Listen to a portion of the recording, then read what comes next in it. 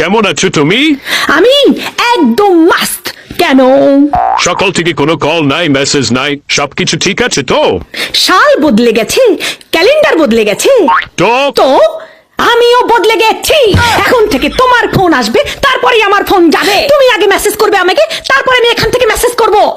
তুমি আমার কেয়ার করবে, তারপরে আমি তোমার কেয়ার করব। তুমি আমাকে সময় দিবে, তাহলেই দেবো তোমাকে আমার সময়। তো শোনো স্বামীজান, সম্পর্কে যেহেতু দুজনেই আছি, তাহলে দুজনকে তো সমান সমান কেয়ার করতে হবে, তাই না? ঠিক কিনা?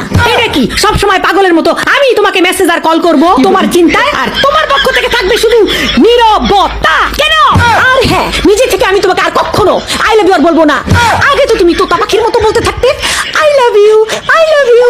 এখন কি হয়েছে? সব দায়িত্ব কি আমি নিয়ে রাখছি? কথা খুবই সিম্পল স্বামী বস, এক হাতে দাও আর এক হাতে নাও।